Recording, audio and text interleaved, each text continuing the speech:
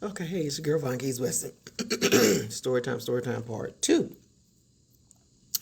All right, so I told you how my husband got all this money, gave me $1,000, spent cash on a car. It was not a Mustang, it was a Camaro. Spent $33,000 to be exact on a Camaro. Gave me $1,000. Then helped catch up a bill. None of that. I still struggle to pay all the bills, do all the things. Okay, I digress. Fast forward. The relationship is definitely going left. It's very verbally abusive. We had a house that all the bedrooms were downstairs and the bonus room was upstairs. He pretty much stayed there all the time except to eat. And then I would make food. I'd make food. I would go work all day. I come in. I cook. I clean. I get his kids straight. He'd come get his plate. I'd make his plate. He'd take it to go upstairs and watch TV in the bonus room. I was like, you don't want to sit down here with us? No, y'all want to be... Okay, whatever. Anyway, it's a lot of things. And looking back, as I'm talking, looking back, I see all the things. At any rate, things are very tense. It's very verbally abusive, very hateful. And, I was blamed for everything. If he's sitting across the room and I'm in the kitchen, let's say he in the living room, I'm nowhere near. Let's say he dropped a plate. Vaughn, why didn't you put the plate up here? It's my fault. Everything was my fault. Okay, fine.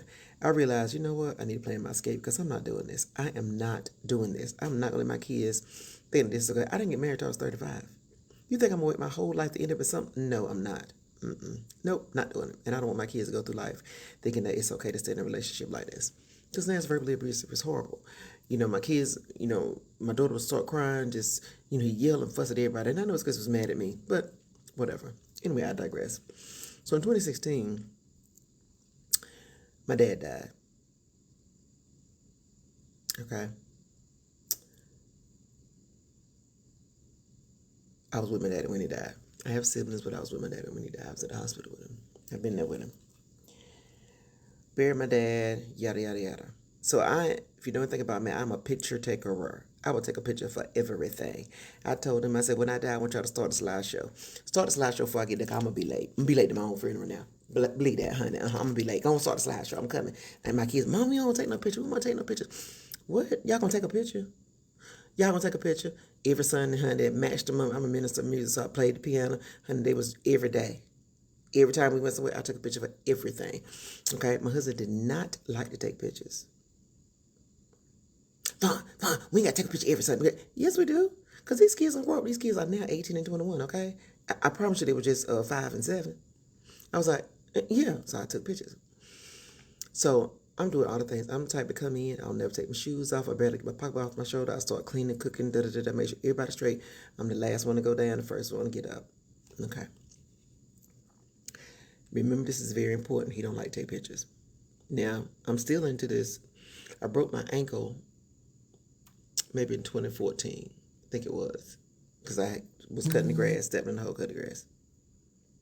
That's a whole nother story. Okay, I digress. My dad died in 2016. My dad dies in 2016, February 2016. That was a hard year. It was a rough year for me.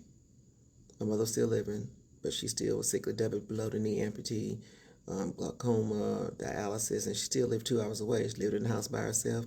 She would come up and stay with me at times, but she lived in the house by herself, down home where I grew up in. At any rate, I like to take pictures. My husband hated to take pictures. Now, he played the drums for me at church, and I played the keyboard. My son also played the drums, but he played the drums for me at church. So this one particular morning, I'm rushing, trying to get to church on time, trying to make sure make sure that my daughter had hair down to her whole entire butt. And so I would have to, do her hair, lay out the clothes, make sure my head passed, make sure my son was dressed. He was getting dressed. And all he'd do is get himself dressed. I done made breakfast for everybody, including him. I would get up and get myself dressed. So now I'm rushing, because now we got 45 minutes to get 30 minutes away, which means I got all of 15 minutes to get dressed. After I done fed everybody, get everybody else's dress. I am the musician. I am the piano player. That's who they waiting on. I need to hurry and be there on time. Anyway, so my husband hated taking pictures because I took pictures all the time. Every day, every Sunday, because it's Wednesday. It don't matter. Yeah, okay, whatever. So this one morning, I am rushing. I'm got to jump in the shower. I got to get ready to go. My son comes around the corner, and my kids know he didn't like to take pictures.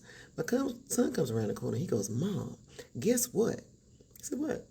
Dad asked me, Dad, you ain't gonna believe this. And I said, what? Dad asked me to take a selfie of him. My son is probably 10 or 11. I said, huh? He said, you know how Dad don't like to take pictures. He asked me to take a selfie of him. I said, really? And he had on a suit, looked real nice. I said, really? Women, follow your instincts. Honey, my mom always said, follow your better mind. My better mind said, that don't sound right. So when I walk down the hallway, now I'm ready to get dressed. Everybody's dressed, including him. When I walk into the bedroom, I walk in, and I walk on this side. You go down in the bathroom, in our room is on this side. Then it's the bed. He's on the other side of the room. When I get in, he's looking down at his phone. So when I walk in, I stop and I said, who you send a picture to? Who you taking pictures for? He turns around and says, oh, I was taking it for you. See, I just sent it to you.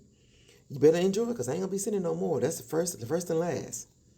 I said, oh, okay. I look at my phone. I said, oh, okay. So I go get my shower. We get in the car, we leave. Still don't quite sit right with me, right? He never took a selfie of himself and sent me a picture. I would take a picture and send him a selfie every day. I take a picture every day. I take a picture every day now. Okay. We go to church. We do whatever. Get out of church. It's a regular Sunday. Come home. I cook, clean, get the kids straight. He go up in the bonus room, do what he normally do. Watch the game all day. Watch movies all day. Me and the kids in there living our best life, doing what we need to do. Okay. Next day, I'm coming home from work, and something says, he just kept nagging at me. He sent me the picture. We've had the same phone name. We still got the same phone number, some 23 years later. But the phone bill, like our numbers end, say my number is 1112, his number is 1113. Okay. That's how long we had the bill. When we did numbers. I went in there when we got together, I've been with Verizon, and I said, hey, make our number like 1234, 1235. And that's what it did.